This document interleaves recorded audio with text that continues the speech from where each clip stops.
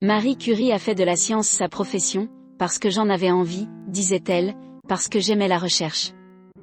Elle croyait sans nul doute au rôle positif de la science dans l'évolution de la société et elle mesurait la force du symbole qu'elle-même représentait pour les femmes. Cinquième enfant d'une famille d'enseignants patriotes et très cultivés, Maria Sklodowska naît le 7 novembre 1867 à Varsovie, dans une partie de la Pologne alors sous domination de l'Empire russe. Élevée dans une famille où l'instruction a une grande importance, elle réussit brillamment ses études secondaires, et rêve d'étudier les sciences. Mais à Varsovie, à l'époque, les universités ne sont pas ouvertes aux femmes. Le seul moyen pour une jeune Polonaise qui souhaite poursuivre des études supérieures est donc de partir à l'étranger. Sa sœur aînée Bronia a le même désir, et veut étudier la médecine. Les deux sœurs concluent ainsi un pacte et choisissent de venir étudier en France en conjuguant leurs efforts. Maria se place comme préceptrice dans une famille pendant plusieurs années pour aider sa sœur partie à Paris et se constituer des économies pour ses futures études. Marie arrive à Paris et s'inscrit à la Sorbonne en octobre 1891. Consciente de ses lacunes, elle se plonge dans les études et décide de refaire une première année. Les enseignements la fascinant, elle travaille parfois au-delà de ses forces.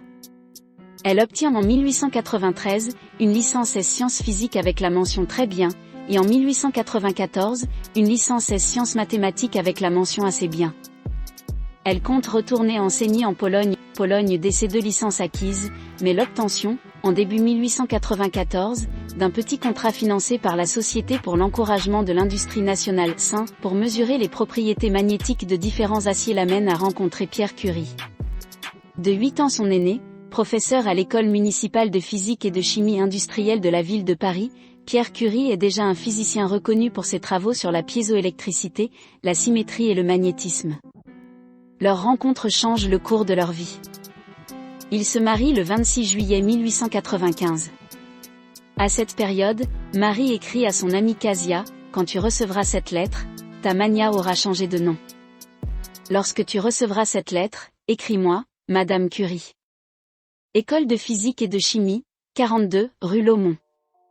C'est ainsi que je vais m'appeler désormais. » Après la naissance d'une première fille, Irène, Marie entreprend une thèse de doctorat en physique sur les rayons uraniques, découverts par Henri Becquerel. La méthode quantitative mise au point par Pierre lui permet d'établir le caractère atomique du rayonnement de l'uranium et d'élargir sa recherche. Les résultats surprenants obtenus pour des minéraux d'uranium leur suggèrent que ceux-ci contiennent un élément inconnu. Pierre et Marie Curie travaillent dès lors de concert. Ils découvrent en juillet et décembre 1898 non pas un, mais 2 éléments nouveaux, le polonium et le radium. Le rayonnement spontané de ces éléments, leur radioactivité selon le terme introduit par Marie Curie, est de la même nature que celui de l'uranium, mais beaucoup plus intense. Les Curie partagent le prix Nobel de physique de 1903 avec Henri Becquerel. Cette même année, en juin, Marie Curie soutient sa thèse de doctorat S sciences physiques. Elle y présente la découverte du polonium et du radium et les travaux qu'elle a effectués depuis, la séparation d'un sel de radium pur à partir de tonnes de résidus de pêche blande et la mesure de la masse atomique de cet élément. En 1904, Pierre devient professeur à la Sorbonne, titulaire d'une chaire de physique spécialement créée pour lui. Marie est alors nommée chef de travaux du laboratoire Curie attaché à cette chaire. Quelques mois après, leur seconde fille Ève naît. Le 19 avril 1906, Pierre Curie meurt dans un accident de circulation. La faculté des sciences confie la succession de Pierre à Marie Curie. Marie Curie est nommée directrice du laboratoire et en charge du cours de Pierre. Le premier cours de la scientifique à la Sorbonne, le 5 novembre 1906, est un événement auquel participent étudiants, journalistes et curieux. En 1908, Marie Curie est nommée professeure titulaire de la chaire de Pierre, qui vient d'être déclarée vacante. Elle est la première femme professeure des universités en France. En 1907 et 1908, elle organise avec des collègues une coopérative d'enseignement. Irène et une douzaine de ses amis garderont souvenir des leçons de physique concrètes de Marie. En janvier 1911, elle présente sa candidature à l'Académie des sciences et n'est pas élue. L'Académie n'accueillera une femme dans ses rangs qu'un demi-siècle plus tard. En novembre de cette même année, sa relation avec Paul Langevin révélée dans la presse déclenche contre elle une violente campagne xénophobe. Un second prix Nobel, de chimie cette fois, lui est attribué en décembre. Au début de 1912, Marie Curie donne une réponse négative à la proposition de poursuivre ses recherches en Pologne et de prendre la direction de l'institut qui vient d'y être créé. Elle voit enfin commencer la construction à Paris d'un institut du radium. Les bâtiments sont presque achevés en juillet 1914. Marie Curie consacre les 4 années de guerre au développement de la radiologie fixe ou mobile et à la formation d'infirmières spécialisées dans l'utilisation des appareillages à rayons X. Elle est aidée par sa fille aînée et 3 autres femmes. Au sein de la Croix-Rouge et du patronage national aux blessés, Marie Curie arrive à faire équiper 18 voitures radiologiques.